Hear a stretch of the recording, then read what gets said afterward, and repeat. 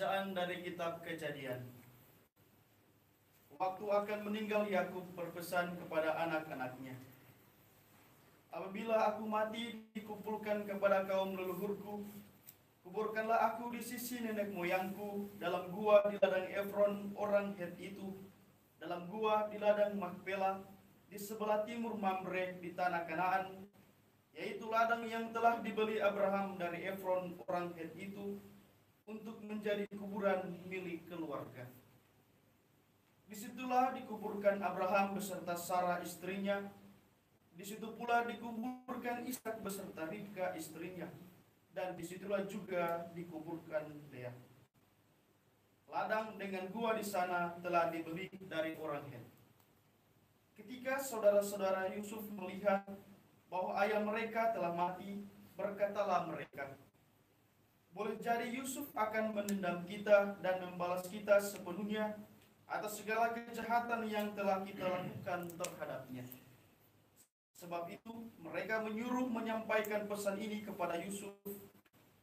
Sebelum ayahmu meninggal, ia telah berpesan, beginilah hendaknya kalian katakan kepada Yusuf, ampunilah kiranya kesalahan saudara-saudaramu dan dosa mereka, sebab mereka telah berbuat jahat kepadamu.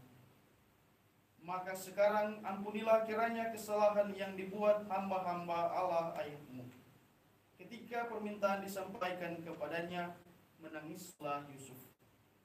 Saudara-saudara Yusuf pun datang sendiri-sendiri dan sujud di depannya serta berkata, kami datang untuk menjadi budakmu.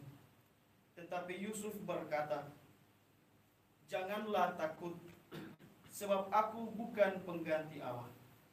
Memang kalian telah membuat rencana yang jahat terhadapku, tetapi Allah telah mengubahnya menjadi kebaikan, dengan maksud melakukan seperti yang terjadi sekarang ini, yakni memelihara hidup suatu bangsa yang besar. Maka janganlah takut. Aku akan menanggung makanmu dan juga makanan anak-anakmu. Demikianlah Yusuf menyuburkan saudara-saudaranya dan menenangkan hati mereka dengan perkataannya.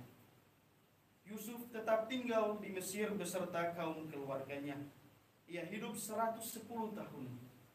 Jadi Yusuf sempat melihat anak cucu Efraim sampai keturunan yang ketiga. Juga anak-anak Mahir, anak Manasye lahir di pangkuan Yusuf.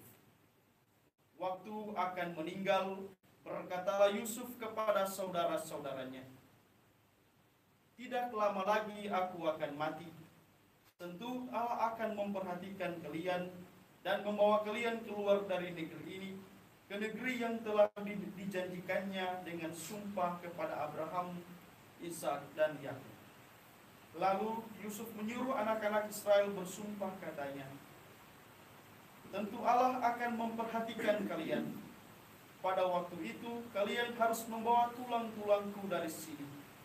Kemudian Yusuf meninggal dunia. Demikianlah sabda Tuhan. Syukur kepada Allah.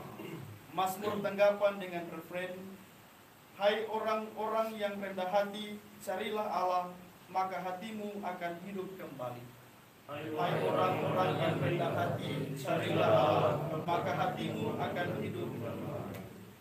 Bersyukurlah kepada Tuhan, serukan namanya, maklumkanlah perbuatannya di antara bangsa-bangsa. Bernyanyilah bagi Tuhan, bermazmurlah baginya, percakapanlah segala perbuatannya yang ajaib. Hai orang-orang yang rendah hati, carilah Allah, maka hatimu akan hidup kembali. Bermegahlah dalam namanya yang kudus, biarlah bersuka hati orang-orang yang mencari Tuhan. Carilah Tuhan dan kekuatannya, carilah selalu wajahnya.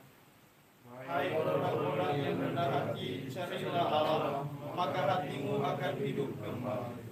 Hai anak cucu Abraham hambanya, hai anak-anak Yakub pilihannya. Dialah Tuhan Allah kita, ketetapannya berlaku di seluruh bumi. Hai orang-orang yang rendah hati, carilah Allah, maka hatimu akan hidup kembali. Baik pengantin. Haleluya, haleluya,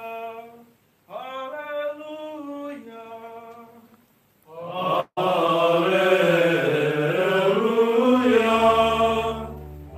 haleluya. Berbahagialah kalian kalau dicaci maki demi Yesus Kristus, sebab Roh Allah ada padamu. Haleluya, haleluya. Tuhan sertamu. Dan sertamu juga. Inilah Injil Yesus Kristus menurut Santo Matius. Dimuliakanlah Tuhan. Pada waktu itu, Yesus bersabda kepada ke-12 muridnya, seorang murid tidak melebihi gurunya, dan seorang hamba tidak melebihi tuannya. Cukuplah bagi seorang murid jika ia menjadi sama seperti gurunya, dan bagi seorang hamba jika ia menjadi sama seperti tuannya. Jika tuan rumah disebut Beelzebul, apalagi seisi rumahnya. Jadi janganlah kalian takut kepada mereka yang memusuhimu, karena tiada sesuatu pun yang tertutup yang takkan dibuka, dan tiada sesuatu pun yang tersembunyi yang takkan diketahui. Apa yang kukatakan kepadamu dalam gelap, katakanlah dalam terang. Dan apa yang dibisikkan ke telingamu, beritakanlah dari atas atap rumah.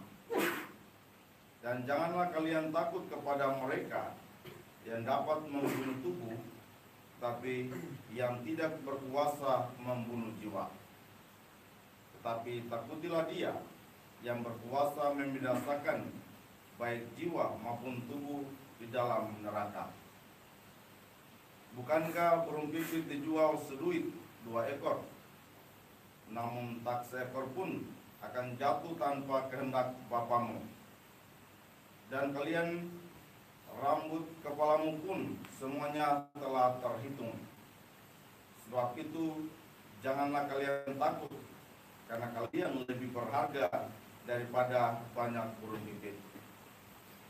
Barang siapa mengakui aku di depan manusia, dia akan kuakui juga di depan Bapakku yang di surga. Tetapi barang siapa menyangkal aku di depan manusia, dia akan kusangkal di hadapan Bapakku yang di surga. Demikianlah Injil Tuhan.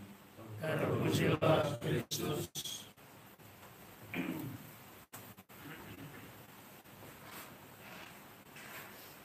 Janganlah kalian takut kepada mereka yang dapat membunuh tubuh, tapi yang tidak berkuasa membunuh jiwa.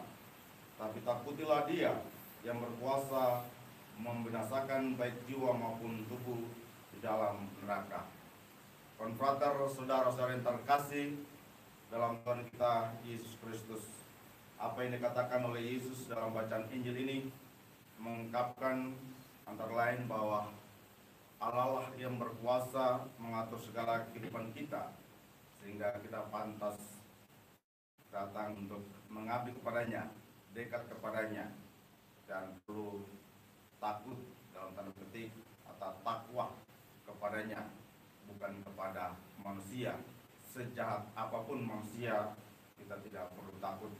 Yang perlu ditakuti, yang perlu kita utamakan yakni Allah sendiri, karena Allah lah yang mengatur seluruh kehidupan kita.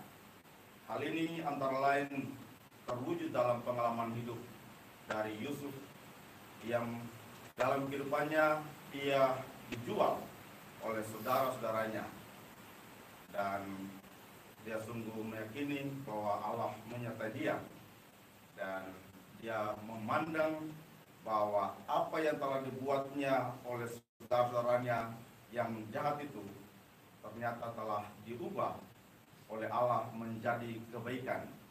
Yang tadi kita dengarkan dalam bacaan pertama, ketika para kakaknya telah ketakutan karena nanti akan jangan-jangan sampai nanti Yusuf membalas dendam karena papanya telah meninggal, papa mereka telah meninggal. Justru Yusuf mengatakan kata-kata yang meneguhkan tadi, yakni kamu telah merencanakan yang jahat terhadapku, tetapi Allah telah mengubahnya menjadi kebaikan. Ini antara lain bukti dari mana Allah telah yang mengatur kehidupan. Dan orang yang percaya pada Allah akan bersikap juga seperti Yusuf, tidak khawatir terhadap kejahatan yang telah terjadi, tetapi dalam pengharapan Allah akan mengubahnya menjadi hal yang baik. Dan yang kedua, dari sikap yang demikian, maka dia tidak akan, pribadi-pribadi yang bersikap demikian tidak akan menyalahkan orang, malah akan memaafkan. Tidak ada rasa dendam dalam diri pribadi-pribadi yang memandang bahwa Allah yang mengatur hidup kita.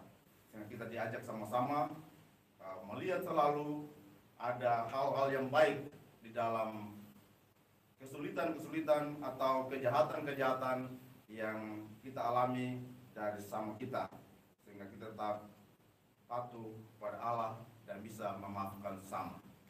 Pengalaman misalnya kalau para kepala daerah yang berhasil dalam pemilihan, maka kebanyakan yang terjadi balas dendam terhadap lawan-lawan politiknya.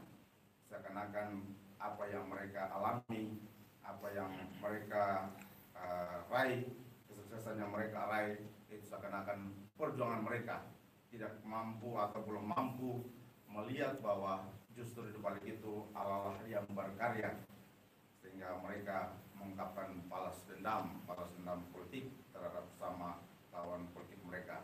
Hari ini kita diajak sama-sama, mari kita berpedoman pada sikap bahwa Allah selalu menolong dan melakukan hal-hal yang baik, sehingga kita juga boleh saling memaafkan satu sama lain dalam hidup kita. Semoga demikian. Amin.